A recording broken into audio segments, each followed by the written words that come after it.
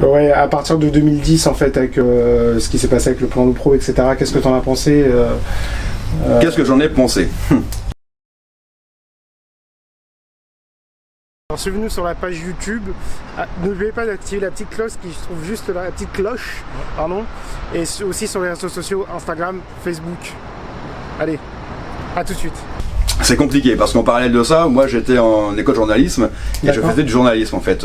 J'étais spécialisé PSG. D'accord. Donc il fallait avoir un œil objectif tout en étant complètement subjectif. Oui. Donc c'est très compliqué. Et avoir une neutralité aussi d'un certain côté. Bah on essaye, c'est compliqué. Alors oui, évidemment que condamner la violence, les morts et tout. Les faits divers. Ça coule de source, évidemment.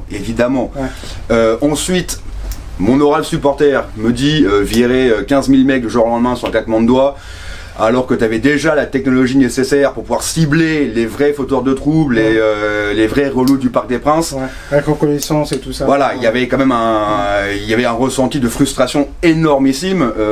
D'ailleurs, je me suis pas réabonné depuis parce que là. Vous savez quoi, ça va faire 12 ans quoi, à peu près que t'es. Ah bah depuis le plan Le Prou, c'est bien ça. Depuis le plan Le Prou, donc depuis 12 ans, j'ai mis les pieds au Parc des Princes peut-être 3 fois. Voilà, peut-être 3 fois. Voilà, pour moi l'histoire d'amour est terminée. Ouais. Comme si j'avais été trompé ou comme si j'avais été foutu à la porte de chez moi. Ouais. Bon bah d'ailleurs tu me revois pas, je garde un œil sur toi différemment, tu vois, d'un peu plus loin, mais l'histoire d'amour elle est différente. Ouais. Et puis donc il y a ce côté, comme je te l'ai dit, journalistique, où quand tu prends un peu plus de recul, tu te rends compte de quoi? Bah, tu te rends compte qu'en fait c'est le Qatar qui a demandé ça. Tout simplement, on parle du plan Le Prou, mais bon, le pauvre Le Prou, Romain Le Prou, c'était un homme de paille dans l'histoire. Son nom était accolé. En quelques ans, son nom était accolé au projet, mais c'est pas la vérité. La vérité c'est quoi? C'est que c'est le Qatar qui dit concrètement, si vous voulez qu'on rachète le PSG demain, parce qu'on veut que ça aille très vite, donc si on voulait qu'on vous l'achète demain, vous me virez tous les relous, parce qu'on veut pas de protestation, on veut plus de meurtre, on veut une image propre, clean, dès le départ. Donc c'est comme ça que ça s'est passé. Ils ont pas eu 50 choix différents pour faire comme ils ont fait. Donc ils ont eu 2 mois pour le faire. Le truc le plus rapide c'est quoi? C'est virer tout le monde. Et voilà, tout simplement. Parce que le Qatar est venu un an après, c'est ça à peu près 2011. Oh bah ouais, c'est ça. Mais non, directement derrière. Ouais, directement derrière. Ouais, si, ça a mis quelques mois pour se faire, le temps qu'il y ait des tractations. On parle de. Enfin, allez, je rappelle quand même que le PSG a été racheté pour à peu près 25 millions d'euros officiels, sans parler des dettes et ce qu'il y avait derrière, donc peut-être même encore un peu moins. Une bouchée de pain pour un club aujourd'hui qui est valorisé à plus d'1 milliard d'euros. Voilà, l'opération est quand même très très belle. Une plus-value. Ah bah là, je pense qu'ils sont très contents, Qatar. Très contents. Ils ont beaucoup investi, mais derrière, c'est très rentable pour eux aussi. Il faut pas se le cacher. Et donc voilà, prenons aussi ce recul en se disant que le PSG actuel ne serait pas s'il n'y avait pas eu ce plan Le Prou. Ouais. Tu vois. Donc il y a côté subjectif et objectif. Alors maintenant, c'est à voir. Il y a chacun a son avis.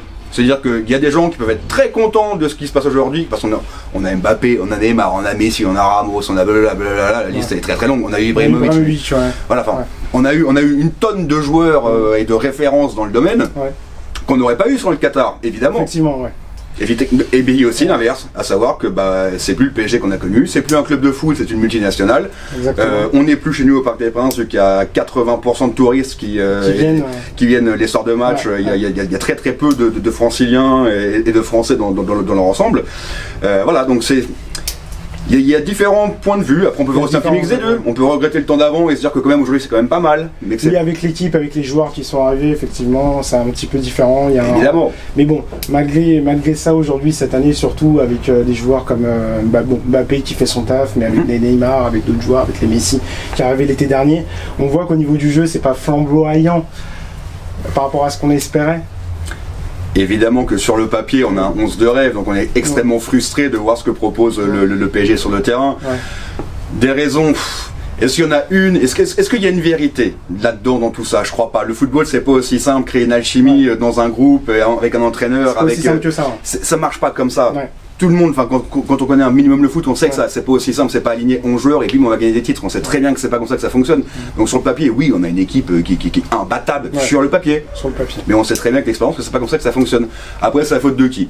Est-ce que c'est la faute de Pochettino si en début de saison, il y a eu des coupures internationales tous les 15 jours et qu'il a pas pu faire taffer ses joueurs et proposer un 11 type dès le départ pendant au moins 4-5 mois? Proposer un bon système de jeu dès le début de saison. Ah ouais, mais c'est pas facile. Et puis regarde, directement, on t'impose Messi, parce qu'on lui impose Messi. Oui. Peut-être qu'il en veut parce que ça reste Messi, tu vois. Oui, mais en plus. Il est argentin, donc il y a plein de raisons qui doivent rentrer aussi dans le débat, mais on lui impose commercialement. C'est le Qatar qui achète Messi, qui lui dit ah, tiens mon gars, bam, allez on te le colle, t'as intérêt à le faire jouer. Dans sa tête, peut-être qu'il pense à un autre schéma de jeu. Effectivement. Tu vois, donc là on lui impose, il doit revoir tout son équilibre au dernier moment parce qu'il arrive. Voilà. Fin août, début septembre. Exactement. Donc attends, je la date là-bas. Bref, on en parlera plus tard, mais voilà, Pochettino, il n'a pas su trouver, il a pas eu le temps de mettre en place ce qu'il avait en tête, je pense, et c'est pour ça que ça a foiré. Et puis, il prend Ramos, il valide Ramos. Le plan c'était quoi dès le départ? Moi on parle de défense à 3, à 3 centraux. 3-5-2, ouais. J'y crois moyen, et même lui a dit qu'il y croyait, enfin qu'il n'avait pas ça comme optique prioritaire, même lui il l'a annoncé. Mais Ramos ils le prennent pourquoi? C'est parce qu'il tape sur le fait qu'il va vite se remettre en selle et qu'il prenne la place de Kipembe.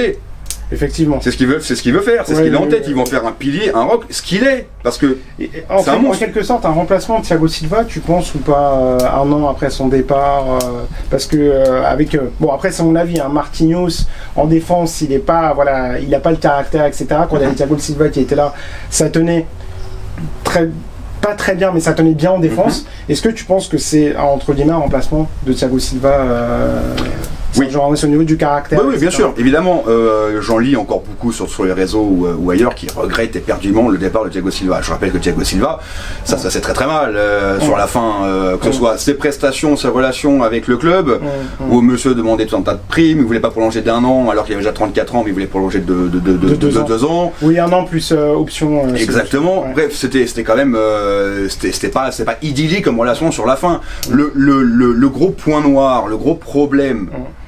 C'est pas le départ de Thiago Silva, ça c'est acté. Oui. Et puis, bon, tant mieux pour Chelsea, il fait des très belles saisons derrière, donc tant mieux pour Chelsea, très bien. Mais le problème c'était de ne pas l'avoir remplacé. Exactement. Ce qu'il fallait faire, si Thiago Silva y part, tu réinvestis immédiatement dans un défenseur central de charisme, donc qui peut porter une défense, et puis avec de l'expérience, un gaillard qui est solide, qui a du ballon, tu dois le remplacer. Si tu files les clés à Marquinhos Kipembe, sachant que Kipembe, on sait depuis le départ que c'est pas le joueur le plus régulier, que c'est pas le joueur le plus complet que ce soit au niveau de la technique ou de la relance ou de ce que tu veux. Je pense que 2018 lui a fait du bien comme du mal aussi. Oui. Depuis la Coupe du Monde, il y a eu une baisse de régime à ce niveau-là. Parce qu'il a été surmédiatisé. Exactement. C'est un Titi parisien, ok, très bien. Je suis content pour lui, il vient de Paname, c'est super cool. Mais je te rappelle qu'à la Coupe du Monde, il fait pas non plus tous les matchs de la rencontre. Il fait qu'un match, il me semble, contre le Danemark, si je me souviens bien. Et le 3e match. Bon, donc c'est pas une pierre angulaire du 11 français, loin de là. Donc c'est un bon joueur, encore une fois, il a des grosses qualités, certes, mais il a aussi de très gros défauts. Et pour un club comme le PSG, c'est compliqué. Si t'es pas régulier et que t'es pas assez complet pour prétendre être titulaire indiscutable, il faut te mettre en concurrence ou il faut te remplacer par un mec qui est un peu plus solide. Tu penses que s'il n'est pas revenu vite lors des trophées des champions qui a eu lieu au mois d'août, parce que l'Euro était terminé fin juin, si je me souviens bien, quand ils se sont fait éliminer contre la Suisse, l'équipe de France, il est revenu très rapidement. Tu penses pas qu'aussi il y a eu cette erreur entre guillemets du club ou même du joueur, éventuellement le fait qu'il soit revenu vite? Personnellement, j'étais surpris qu'il revienne aussi vite au mois d'août. Contre Lille lors des trophées des champions. Tu sais, là on peut pas juger de son choix, c'est c'est son corps. C'est surtout les corps des joueurs qui leur parlent. Est-ce qu'il est épuisé, fatigué, psychologiquement pareil, est-ce qu'il a besoin de temps de repos ou non? Là le mec il se dit je vais revenir avec le couteau entre les dents et je vais tout péter. Bon on a bien vu cette saison sur la longue que ça n'a pas été ça. Après j'ai rien contre lui, je suis très content qu'il soit encore au PSG, je suis très content qu'il était formé au club. C'est important d'avoir des jeunes du centre de formation, je dis pas le contraire. Mais si tu n'affiches pas le niveau qui est requis pour un club comme le PSG, je suis désolé, il faut faire un choix à un moment ou à un autre. Et Marquinhos, parce que c'est les deux qu'il faut comparer, tu vois, il faut aussi en parler de Marquinhos. Marquinhos, lui, il est très complet. Il est très complet, il a une bonne psychologie, il n'y a rien à dire. Mais il n'a pas ce truc en plus pour être capitaine. Marquinhos, tu sens tu sens que c'est pas le mec quand ça va un peu moins bien, qui va te choper par le col, te plaquer contre le mur et te dire réveille-toi grand, bouge-toi les fesses. Marquinhos, c'est pas ça. Et c'est malheureusement ce qu'il faut. Tu vois, un Ramos, typiquement, il te prend, il te dégoupille. Ouais. Évidemment. Ouais. Thiago Silva pouvait l'être. Parce que quand il était en colère, il se mettait en colère, hein, le Pépère Silva. Donc lui, ça pouvait marcher. Tu vois, typiquement, un Zlatan avait aussi ce caractère. Bon, lui, il était naturellement un leader. Il n'y a pas besoin de voir ça. Ils s'en battaient les steaks. Le mec, Zlatan, tu faisais un petit regard de travers, il pouvait te mettre un Kawasaki dans la gueule, là, un coup de pied retourné. Contre Bordeaux, un match contre Bordeaux où il s'est énervé. Il s'est plus qu'énervé. Tu lui aurais mis l'arbitre central devant lui, je pense qu'il le tuait sur l'instant. Mais voilà, t'as des joueurs comme ça. Et donc Marquinhos n'est pas fait pour être ce leader. Il est très très bon, c'est un bon joueur complémentaire. Ça, dans une équipe, des joueurs comme ça, c'est formidable. Mais à côté de lui, il lui faut un gaillard. Il lui faut un rock. Il faut un rock. Ouais, et comme on l'a vu par rapport au système de jeu, etc. Bon, malheureusement, il y a eu quelques erreurs sur quelques matchs de la saison, pas tous. Mais malheureusement, ça a été préjudiciable pour le club. Donc en espérant que ça puisse s'arranger l'année prochaine et que Ramos soit plus régulier, parce que hier soir on l'a vu contre s'il reste, là tu t'engages beaucoup là. S'il reste parce que bon, hier on a vu un petit peu son apport défensif, et il a notamment marqué les rares fois où il a joué, il était plutôt très bon. Puis il a une verticalité dans le jeu qui nous fait cruellement défaut. Il n'y a pas un autre joueur qui sait faire ça. Quand il a les pieds dans le ballon, on sait qu'il peut très vite lancer Mbappé en profondeur ou un autre. Enfin, tu sens que le mec c'est Ramos, quoi, tu vois, tu sais qu'il est encore là. Donc là, ça fait quand même 4 matchs de suite qu'il arrive à enchaîner. Enfin, en tout cas, il est sur la feuille de match. C'était jamais arrivé de la saison. Donc, il est encore peut-être un peu trop tôt pour se dire qu'il est terminé et que la blessure va revenir. Tu vois, on sait pas. Enfin, on verra bien sur la suite des semaines à venir. Mais s'il reste à ce niveau de prestation et que son corps le laisse tranquille, moi je me dis pourquoi pas lui laisser la seconde saison et puis lui laisser la chance de s'installer et de voir ce qu'il donne. S'installer en défense, ok. Parce que mine de rien, quand il est là, ça change beaucoup de choses à chaque fois. Ça change beaucoup de jeux. On l'a vu notamment, je crois que c'était son premier match contre Saint-Etienne, si je me souviens bien, on a vu la verticalité, les passes. Direct. Et ça c'est une arme redoutable. Ouais. C'est une arme redoutable. Casser des lignes. Ça fait tout sauter. Ouais, ça fait... Surtout nous avec nos petits PSG, avec notre entrejeu là, qui a quand même du mal à créer, à faire preuve d'imagination, parce qu'ils sont très très vite pressés par l'adversaire. Ils ont bien compris les mecs, hein, si tu presses nos 3 du milieu, derrière on n'a plus de jeu, puis c'est compliqué pour le PSG.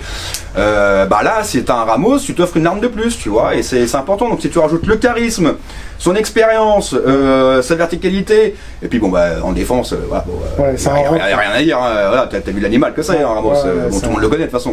C'est un rock. Donc il peut très très vite s'installer, j'allais dire durablement, on sait rien, mais au moins pour la saison prochaine. Ouais, au moins pour la saison prochaine, pour au moins 1 an.